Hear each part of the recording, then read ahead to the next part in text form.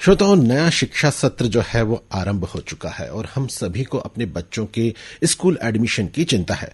बहुत सारे पेरेंट्स को जिज्ञासा होती है कि हम केंद्रीय विद्यालय में अपने बच्चों का एडमिशन करवाएं और उसका इंतजार भी होता है। और इन्हीं सभी बातों पर आज बातचीत करने के लिए हमने अपने कार्यक्रम में आमंत्रित किया है केंद्रीय विद्यालय इंदौर नंबर 1 के प्राचार्य पीके बेदुए साहब को। पीके बेदुए साहब, आपका कार्यक्रम में स्वागत है। बहुत बहुत धन्यवाद मालवीय जी। बेदुए साहब, जो पालक हैं उन सभी को ये एक पूरे साल भर बार बार आके वो तलाश करते रहते हैं, स्कूल में अन्य जगहों पर भी तलाश करते हैं कि केंद्रीय विद्यालय में जो नए सत्र के एडमिशन है वो कब से आरंभ होंगे, क्या प्रक्रिया होगी और किस तरह से हम अपने बच्चों को केंद्रीय विद्यालय में एडमिशन दिलवा पाएंगे। क्या इस कोरोना काल के बाद अभी एडमिशन ओपन हो चुके हैं केंद्रीय विद्यालय में, और अगर वो है तो उसकी प्रक्रिया क्या है? जी सर, सबसे पहले बहुत बहुत धन्यवाद। आपने बहुत ही महत्वपूर्ण मुद्दा आपके इस कार्यक्रम पे रखा है। बहुत लंबे इंतजार के बाद एडमिशन जो प्रक्रिया है केंद्रीय विद्यालय संगठन की वो शुरू हो चुकी है जी। सबसे पहले मैं बताना चाहूंगा कि जो एडमिशन प्रक्रिया है उसका एक शेड्यूल है, तो वो शेड्यूल आपसे डिस्कस कर लूं ताकि जो आम लोग हैं वहां उन तक ये बात पहुंच पाए जी। 20 तारीख से क्लास 1 के एडमिशन स्टार्ट हो चुके हैं जी, और ये 7 अगस्त तक चलेंगे जी। इसका रजिस्ट्रेशन कंप्लीटली ऑनलाइन होना है जी। इसके अलावा सेकेंड ऑनवर्ड्स और केवल 9th तक ये एडमिशन 20 से 25 के बीच रजिस्ट्रेशन होना था, जो कि पूरा हो चुका है जी। क्लास 11th के एडमिशन चूंकि रिजल्ट डिक्लेयर हुआ है 15 जुलाई को, तो 2 हफ्ते के भीतर हमारे अपने केंद्रीय विद्यालय के बच्चों का एडमिशन होगा, और उसके बाद जो नॉन केबी के बच्चे हैं उनके भी एडमिशन कंसीडर किए जाएंगे अगर वैकेंसी होती है तो जी जी जी। तो सबसे पहले मैं क्लास 1 में किस तरह से पेरेंट्स अप्लाई कर सकते हैं उसके बारे में थोड़ा जानकारी देना चाहूंगा। जरूर। संगठन ने इस पूरी प्रक्रिया को ऑनलाइन पे बना रखा है, तो मैं पेरेंट्स को बताना चाहूंगा कि केंद्रीय विद्यालय संगठन की अपनी एक वेबसाइट है, मैं उसको बताना चाहूंगा वेबसाइट का एड्रेस क्या है। kbsangathan.nic.in, अगर इस पे जाके क्लिक करते हैं तो केंद्रीय विद्यालय संगठन की वेबसाइट खुल जाएगी। उसमें टैब आएगा एकेडमिक के टैब में दूसरे नंबर पे एडमिशन गाइडलाइन को अगर क्लिक कर देंगे तो सारी नोटिस, एडमिशन गाइडलाइन जो कुछ भी अवेलेबल है केंद्रीय विद्यालय संगठन ने दे रखा है पेरेंट्स के लिए, बच्चों के लिए, तो वो इस पर जाकर के सर्च कर सकते हैं जी। तो फॉर्म भरने से पहले केंद्रीय विद्यालय संगठन की वेबसाइट पे जरूर जाएं और पूरी जो गाइडलाइन है उसको पढ़ें, अन्यथा जो फॉर्म भरेंगे वो गलत हो सकता है जी। आजकल कोरोना के टाइम पे आप देख रहे हैं कि कंप्यूटर सर्विस प्रोवाइडर भी अवेलेबल नहीं है जी। तो इसके लिए केंद्रीय विद्यालय संगठन ने एक ऑनलाइन ऐप भी खोल रखा है जिसको पेरेंट्स गूगल प्ले स्टोर पे जाके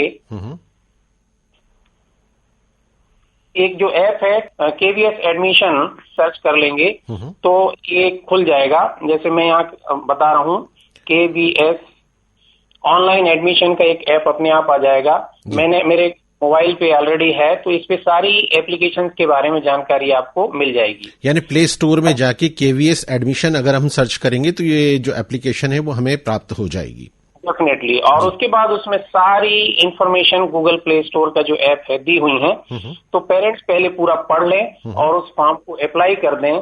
ये ऑनलाइन जो फॉर्म है ऑटोमेटिकली उस पर्टिकुलर केंद्रीय विद्यालय के पास पहुंच जाएंगे जिसके लिए वो अप्लाई कर रहे हैं।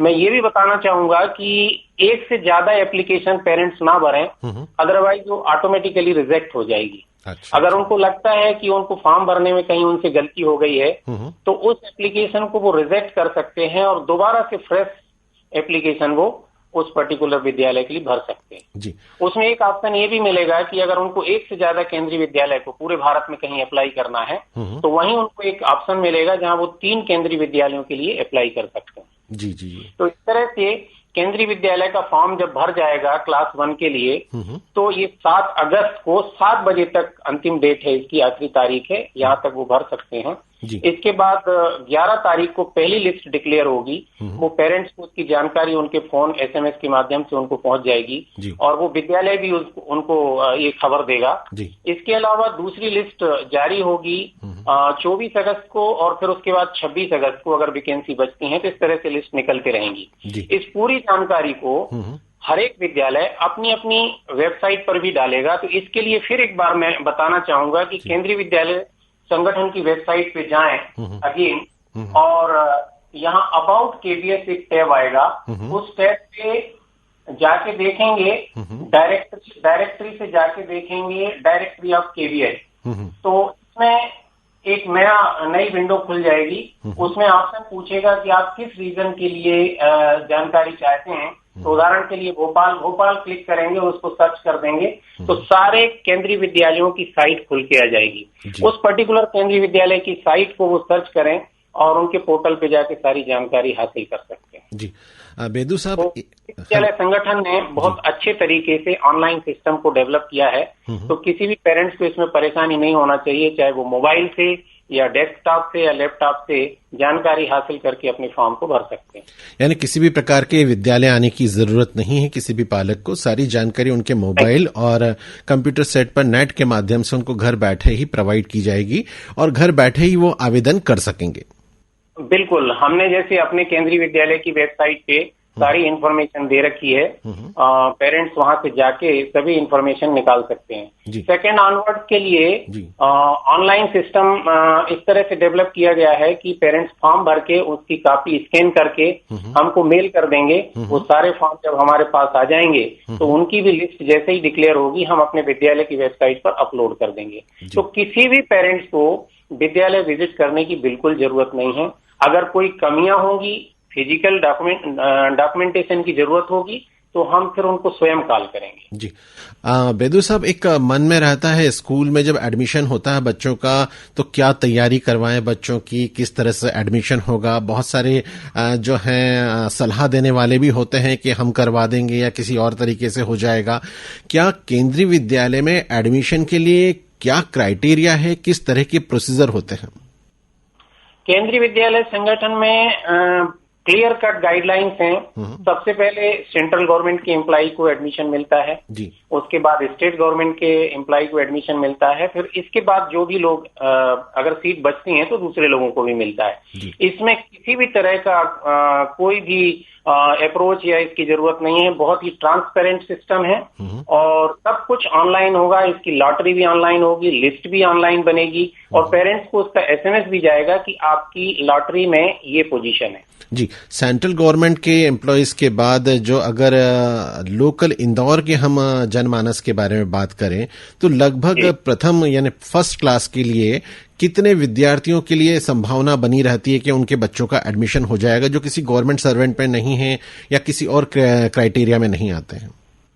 सर, अगर मैं अपने विद्यालय की बात करूं, ये विद्यालय टू विद्यालय डिफर करता है क्योंकि विद्यालय कहाँ पे है। जैसे अगर आर्मी सेंटर पे है तो आर्मी के लोगों को ज्यादा एडमिशन होता है, BSF में है तो BSF के लोगों का ज्यादा एडमिशन होता है। लेकिन अगर मैं नंबर 1 इंदौर की बात करूं तो ये स्कूल सिविल का है तो ऑलमोस्ट 50% बच्चे जो नॉन गवर्नमेंट सर्वेंट हैं उनके एडमिशन होते हैं।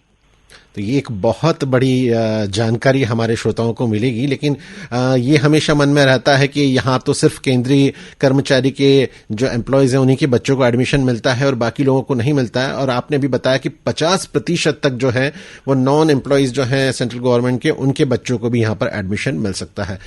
बेदू साहब, ये जो एडमिशन प्रक्रिया है इसके बारे में तो बहुत सारी बातचीत हुई। शिक्षा सत्र चालू हो चुका है और इस समय अपने विद्यार्थियों के लिए आपने केंद्रीय विद्यालय ने पाठ्यक्रम को पढ़ाने के लिए कोई और व्यवस्था की है? बिल्कुल सर, क्योंकि अब हम देख रहे हैं कि स्कूल खुलने के अभी कोई आसार नजर नहीं आ रहे हैं जी। पहले तो हम ये सोच रहे थे कि शायद जुलाई से स्कूल खुल जाएंगे और हम अपने स्कूल को यथावत शुरू कर पाएंगे जी। लेकिन परिस्थितियां और गंभीर होते चले जा रही हैं। तो इन परिस्थितियों में मिनिस्ट्री से भी और हमारे संगठन के द्वारा भी अब निर्देश जारी हो गए हैं कि ऑनलाइन शिक्षाएं जारी रखें। और इसके लिए हमने एक बहुत ही बेहतरीन सिस्टम डेवलप किया है। हम 4 प्लेटफॉर्म यूज कर रहे हैं जिसमें एक गूगल मीट करके ऐप है जिसके थ्रू लाइव क्लासेस हम आयोजित कर रहे हैं। इसके अलावा हर एक टीचर अपना ब्लॉग तैयार कर रहा है, जिसमें वो जो मटेरियल तैयार करता है तो अपने ब्लॉग में वो अपलोड कर देता है, ताकि बच्चे कभी भी किसी भी समय वहां से जाके वो वीडियो, ऑडियो, टेक्स्ट वहां से डाउनलोड करके वो पढ़ सकते हैं। इसके अलावा हम लोग एक गूगल क्लासरूम यूज कर रहे हैं, जिसके थ्रू बच्चों को हम होमवर्क देते हैं और उसी के थ्रू बच्चे सबमिट करते हैं और चेक होके पेरेंट्स तक वो जानकारी चली जाती है। क्या बात है। चौथा भी सिस्टम हम यूज कर रहे हैं, जैसे व्हाट्सएप के माध्यम से भी हम ऑडियो, वीडियो और टेक्स्ट भेज रहे हैं और पेरेंट्स से कम्युनिकेट कर रहे हैं। इसके अलावा हमारा ये भी प्रयास है कि इसी गूगल मीट के माध्यम से हम पेरेंट्स के साथ वर्चुअल मीटिंग अटेंड करें और उनके जो शिकायत या सुझाव हैं उनको भी हम इकट्ठा करें। इसके अलावा हमने एक डेडिकेटेड ईमेल आईडी भी दे रखी है और KV1 इंदौर counseling@gmail.com, जिसके माध्यम से पेरेंट्स हमको अपनी बात पहुंचा सकते हैं। फ्रिक्वेंटली हम अपने टीचर्स की ट्रेनिंग भी कंडक्ट कर रहे हैं, उनके साथ मीटिंग कर रहे हैं, क्योंकि शिक्षकों के लिए भी एक नया अनुभव है, वो भी प्रयास कर रहे हैं, उसको और समृद्ध बनाने के लिए हम लगातार लगे हुए हैं।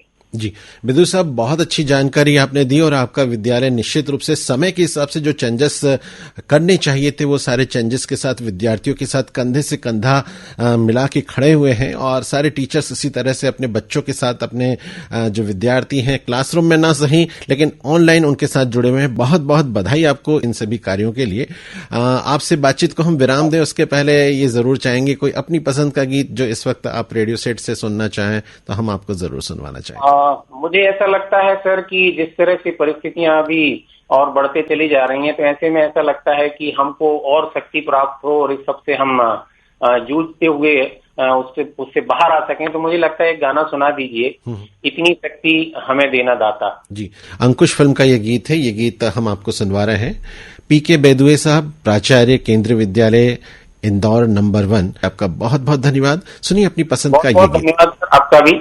इतनी शक्ति हमें देना दाता, मन का विश्वास कमजोर होना। इतनी शक्ति हमें देना दाता, मन का विश्वास कमजोर होना।